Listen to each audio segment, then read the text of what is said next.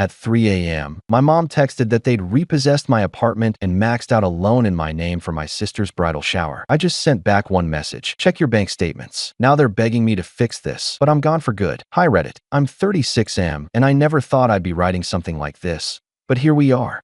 I'm not the type to air dirty laundry publicly, but after everything that's happened, I need to tell someone. I've spent most of my life keeping things in, brushing off my mom's sharp comments, letting my sister's behavior slide, staying quiet to keep the peace. But what they did recently went so far beyond anything I ever imagined that I'm honestly still processing it. It feels like the last scene of a long, exhausting play I didn't realize I was starring in. Let me back up. I grew up in a small town just outside of Pittsburgh. The kind of place where your neighbors know your dog's name, but not your middle name. Our family wasn't rich, but we weren't struggling either. My dad left when I was 10. No big story there. He just packed a bag one night, left a note on the kitchen table, and disappeared. That was the last time I saw him. After that, it was just me, my mom Corinne, now 62, and my younger sister Ivy, 29. From the start, it was clear who the favorite was. Ivy was loud, charming, and always needed something. A new costume for dance class, a ride to her friend's party, a loan to go see a concert. If I ever asked for anything, I'd get the standard: money doesn't grow on trees, Nolan. But if Ivy wanted something, suddenly Mom was raiding her emergency fund or dipping into my old savings account, which had mysteriously vanished sometime in high school. When I asked about it, she said, "We used it for your sister's braces. You don't want her to be self-conscious, do you?" I learned early on to let things go. I got a job in IT straight out of a 2-year program and moved into a modest apartment an hour from town. I liked my space. Quiet. Predictable. I worked remote, had a couple close friends, and lived a simple life. Ivy, on the other hand, bounced from dream to dream. First, she was going to be an actress, then a stylist, then a wedding planner, then a life coach. Each new plan came with a GoFundMe link or a family group text asking for just a little help to get her started. Mom always made it sound reasonable. She's trying, Nolan. She just needs support. Isn't that what family does? I stopped replying to those messages years ago, and for the most part, they left me alone. But things started shifting around last October, after Ivy got engaged to a man named Marcus. He works in sales. What kind of sales? No one could really say. And he proposed with this massive ring he claimed was his grandmother's. I later found out it was a rental. Yes, apparently that's a thing now. The moment she got engaged, Ivy went into full princess mode. Suddenly, it was all about her year. My mom fell into line immediately, talking about flower arrangements and custom backdrops, and flying in some influencer Ivy followed on social media to officiate. It was over the top, even for them. They started posting countdowns online and tagging me in every one. Only 6 months until Ivy's big day? #bridal goals. I didn't respond. I had already told them, clearly, that I wouldn't be financially involved in any part of the wedding. I said it politely but firmly. I'm happy for her, but I'm not in a position to contribute. I've got my own goals I'm working toward. That wasn't a lie. I'd been quietly saving to buy a small condo. Nothing flashy, just something that was finally mine. They ignored my boundaries the way they always had. Then came the first ask. A voicemail from my mom, cheery as ever. "Hey honey, just a quick favor. Ivy really wants to do a themed engagement photo shoot in the city, and she needs to rent a vintage convertible. Could you front her the deposit? She'll pay you back as soon as Marcus gets his bonus." No mention of how much. No offer to call me back. Just an assumption that I'd say yes. When I didn't reply, she followed up with a text. "It's just $600, Nolan. Don't be like this." I ignored that too. That's when they got quiet for a while, which, in hindsight, should have worried me more. A few weeks passed, then a few months. No voicemails. No weird family emails. I figured maybe, just maybe, they were learning to respect my space. Around that time, I got a new work contract that boosted my income a bit, and I felt like I was finally hitting my stride. Life was calm. Then came the night everything changed. I was half asleep when my phone buzzed at 3:07 a.m. One message from my mom. "We had to do it. You'll understand when you wake up. Please don't be dramatic." That's all it said. My stomach turned. I stared at it for a full minute, just trying to figure out what she meant. We had to do it. Do what? I called her. No answer. Called again, straight to voicemail. Then Ivy. Nothing. Then Marcus. Still nothing. It was like they'd vanished. When I finally got up, I noticed I had no internet. At first, I thought it was just a service outage. But when I went to check the router, I noticed something strange. The lights were off. Not blinking, just off. That's when I looked around and realized half my living room was missing. Literally. My coffee table was gone. My TV stand. Even the cheap side chair I never sat in. In their place was a neon pink sticky note taped to the wall. Sorry. We'll fix it. Promise. I don't know how long I stood there. Probably longer than I should have. My mind refused to process it. I checked my accounts. My heart dropped. My bank app was locked. My savings account. Empty. My credit card had a $27,000 charge under a vendor name I didn't recognize. My email inbox was full of password change confirmations I hadn't requested. And my landlord? He texted me later that morning to confirm the early move-out request I sent last week. I stared at my phone for a long time after that first morning, trying to make sense of it all. How could they have done this without me knowing? How did they get access to my accounts? How did they even convince my landlord to kick me out? I kept going over everything in my head, replaying the past few months. The vague asks for money that suddenly stopped. The silence. The text at 3 a.m. The first logical thing I did was call my bank. I wasn't sure if I'd be able to speak to anyone directly at that hour, but I had to try. After a painfully long automated menu, I finally got to a customer service rep. I gave them my details, and when I asked about recent activity on my accounts, my stomach clenched. Oh yes, sir. There is a recent loan application approved under your name. The loan was disbursed 2 days ago for $27,000. Wait, what? A loan? I never applied for any loan, I said, voice shaking. I see here it was a personal loan, approved after an application submitted online. I asked for the application details. They said they would email me the documents immediately. While I waited, I did the only thing I could think of. I started combing through my email for any sign of a phishing attempt. But there was nothing. No suspicious emails, no password reset requests. Except one password reset from my bank account, sent 3 days ago. I looked closer. The IP address on the request wasn't from my city or even my state. It was from somewhere a few hundred miles away, suspicious enough for me to suspect someone close to home. My mind was spinning. My own mother and sister? Could they really go this far? I waited anxiously for the documents from the bank. When the email finally arrived, it was worse than I expected. The loan application was signed electronically. The name and personal info matched mine exactly. The contact phone number was my old number, one I hadn't used in years, but they somehow had access to. The employer listed was my current one, but the job title had been changed to something completely fake. The most chilling part was the signature. It wasn't mine. It was a poor imitation. The loops and strokes of my name looked almost like a child had scribbled it. I took a deep breath and called my mom. I needed answers. She answered on the first ring, sounding tired but firm. Nolan, I figured you'd call eventually. Mom, why did you do this? Why take out a loan in my name? Why tell my landlord I was moving out? I have no idea how you even got my passwords or info. There was a long pause. You don't get it.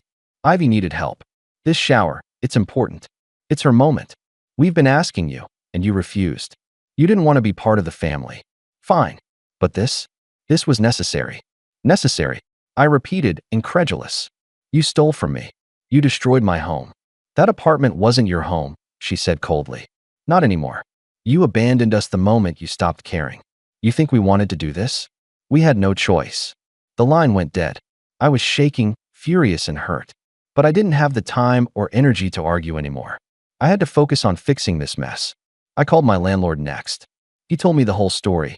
About how my mom had called him in tears saying I was moving for a new job, how she needed access to the apartment to help Ivy prepare for the shower, and how she promised to handle the rent.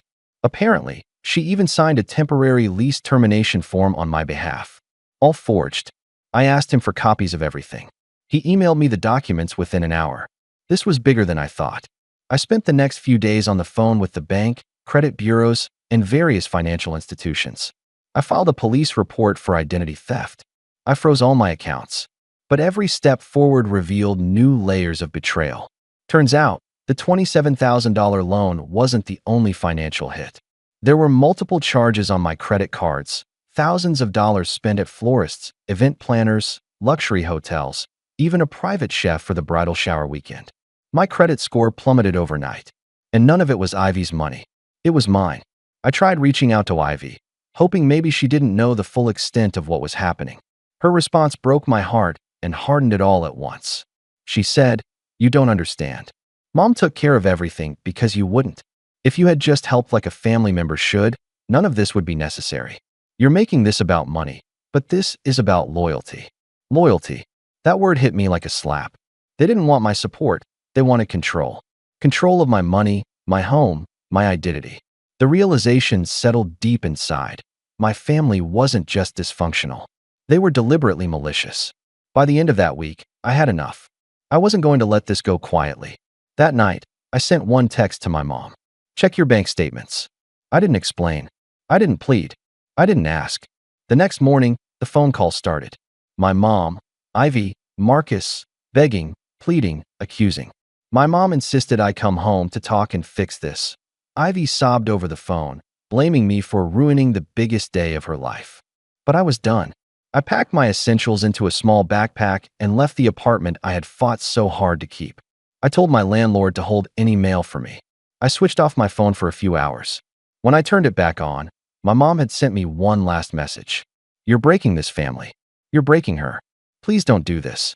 After that night, when I sent my mom that one simple text, "Check your bank statements," everything changed. They thought they had me trapped in their web, but I was just getting started. I had spent years quietly letting them walk all over me. But this time, I wasn't going to be the victim. I spent the next few days in that Airbnb, going through everything I had: bank statements, emails, texts, receipts, contracts, photos of the empty apartment, everything. I created folders on my laptop, organized spreadsheets to map out every cent stolen from me, every forged signature, every lie they told to people I trusted. I wasn't just angry, I was methodical. I knew I couldn't just confront them head-on and expect to fix this. They were experts at twisting the truth, rewriting history, playing the victims in front of everyone else. They had done it my whole life. So instead, I started small, subtle. I emailed my landlord with all the forged documents and the police report I'd filed, making it clear that any further cooperation with my mom or Ivy without my consent was illegal. The landlord, finally understanding the full story, agreed to put a hold on any lease termination or property access without my written approval. Then I contacted the bank's fraud department again, this time armed with the forged loan application, and demanded they investigate the fraudulent loan. The bank froze the loan repayment schedule and started their own audit. That was just the start. But the real power play was coming next. You see, my family's entire perfect image relied on a web of lies they spun to everyone in our hometown. They told friends, neighbors, even distant relatives that I was the selfish one, the black sheep who abandoned them, refused to support Ivy, and cared only about myself. That was their story, the one they told to justify stealing my money and crashing my life. I decided it was time to rewrite that story in a way they never saw coming. The first step was gathering allies. I started quietly reaching out to people I knew back home, longtime family friends, neighbors, and even some of Ivy's so-called friends who had expressed frustration over her constant manipulation but were too afraid to say anything. I told them the truth. I showed them the evidence: the forged loan, the empty apartment, the stolen money, the lies Ivy and Mom told about me, and the fact that they had dragged so many innocent people into their web. Slowly, word started spreading, but not the way they wanted. Next, I contacted a local journalist I remembered from a few years back. She had done some investigative work on family fraud cases and seemed genuinely interested. I sent her a carefully written email outlining everything, attaching copies of documents and statements. I wasn't looking for drama. I wanted justice. Meanwhile, I started cleaning up my credit score, disputing charges, alerting credit agencies to the fraud, and setting up fraud alerts. It was a long process, but every step I took chipped away at their control over my life. Then came the hardest part: confronting Ivy directly. I called her one evening, keeping my voice calm, measured. "Ivy, I know you're hurting, but this has to stop. You and Mom have done irreparable damage to me, to my life." She cried on the phone, begging me to forgive her, to understand. She said Mom pressured her, that she didn't mean to hurt me. I didn't say a word. I let her talk herself out. When she finally quieted, I said, "You don't get to play the victim here. You used my name, my money, and my identity. You broke me. I told her I was done being their scapegoat. That from now on, I was going to fight back, legally, publicly, and on every front. Ivy threatened me. She said I'd regret this, that I'd lose the family forever. I smiled quietly, because that family was gone, burned to ashes by their own hands. But the climax of my revenge was still coming. One morning, I called my mom and told her I had a surprise for her, something to make her realize that I wasn't the one who was broken. I arranged for the journalist to meet her, anonymously, of course, and handed over the evidence. The forged documents, the bank statements, the emails, the lies. The journalist promised to keep my identity confidential for now, but assured me the story would run in the local paper soon. The moment I heard the story was published, I sat back and waited. It didn't take long. Friends and family who once blindly believed Mom's version of events started asking questions. Some called me privately to apologize. Others asked for more proof. Slowly, the narrative shifted. Mom tried to deny everything at first, but the paper had enough proof that even her denials sounded desperate. Ivy's friends started drifting away as their trust evaporated. Marcus, the fiancé, stopped returning texts altogether. But instead of backing down, they doubled down. They sent me furious texts, voicemail rants, and even showed up at my work once. But security escorted them out. Each attempt only strengthened my resolve. Now, they were the ones on the defensive, scrambling to protect their reputations and lies. And me? I was finally free. Free from the lies, the manipulation, the endless demands. After the story broke in the local paper, the fallout was nothing short of brutal, for them, not me. What had started as quiet whispers between distant relatives and a handful of longtime family friends quickly grew into a tidal wave of public scrutiny that no one in my family could escape. Suddenly, the carefully curated image of my mom as the devoted matriarch, the rock of our family, and Ivy as the flawless, perfect daughter came crashing down like a house of cards. The first signs were subtle but telling. Ivy's bridal shower invitations began coming back. Some returned unopened, others met with polite but firm refusals. People who once smiled and nodded in their presence now made excuses, avoiding any gatherings where my family's name might come up. Invitations that had been sent to longtime family friends disappeared without explanation. I later found out many ended up in trash bins, unopened and ignored. The few who did show up wore polite, practiced smiles, but their eyes darted nervously, and whispers circulated just loud enough for the right people to hear. Comments about trust, lies, and money troubles replaced the usual chatter about wedding plans and family gossip. The atmosphere was tense, like everyone was waiting for the other shoe to drop. Meanwhile, Mom's phone began to ring less and less. Her calls to me went unanswered, her texts ignored. She tried showing up unannounced at Ivy's workplaces, hoping to force a reconciliation or at least get some support. But the managers and HR departments, now aware of the scandal, refused to let her in. It was like she had been erased from their world. Then the legal storm came. Filing a civil suit for identity theft, fraud, and emotional distress was a decision I didn't take lightly. It wasn't about the money anymore, though that was substantial. It was about holding them accountable for years of manipulation, lies, and outright theft. I wanted justice, plain and simple. The court case dragged on for months, testing my patience and strength. Each hearing became a battlefield of words and accusations. Mom and Ivy's lawyers did everything they could to paint me as unstable, vindictive, or mentally unwell, trying to turn the jury's sympathy their way. But the forged documents, bank records, and witness statements were overwhelming. Their attempts to discredit the evidence only made their deception more obvious. One surprising development was Marcus, Ivy's fiancé. Early on, he distanced himself from the family scandal, clearly wanting no part in the drama. I later learned he quietly called off the wedding shortly after the story went public. He cited irreconcilable differences in the legal filings, but the truth was obvious to everyone paying attention. The unraveling of my family's facade was the real reason. Ivy's relentless manipulation and my mom's greed had finally cost them the one thing they pretended to care about: family unity. The judge in the case showed little patience for their lies and theatrics. When the final verdict was announced, Mom and Ivy were ordered to pay restitution for the stolen funds, plus cover all legal fees. More importantly, The court officially cleared my name of any wrongdoing connected to the loan and fraudulent charges. The loan was rescinded, my credit score slowly began to heal, and the bank removed the fraudulent debt from my record entirely. But the real victory went far beyond numbers on a credit report or money recovered. It was about reclaiming my life, my dignity, and my reputation. I never returned to the apartment they'd taken from me. Instead, I relocated to a new city where no one knew my family's name or history. I found a fresh start with a new job and gradually rebuilt friendships that weren't tangled in lies or expectations. I learned what it was like to breathe without the weight of their control on my shoulders. And most of all, I made peace with one undeniable truth. My family was broken beyond repair. They chose greed, deception, and manipulation over love or trust. The people I once hoped they could be were gone. All that remained were the villains who had caused so much pain. In the end, I cut off all contact.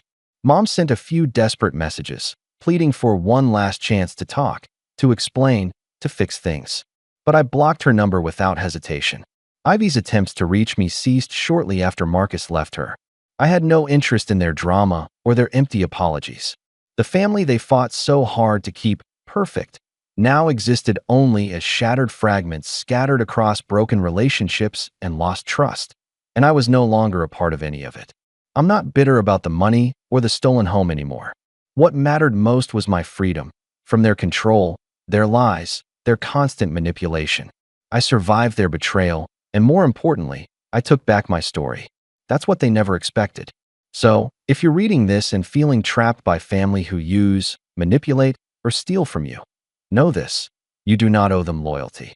Sometimes, the only way forward is to walk away and stand up for yourself, no matter how hard that is. I'm done with them for good.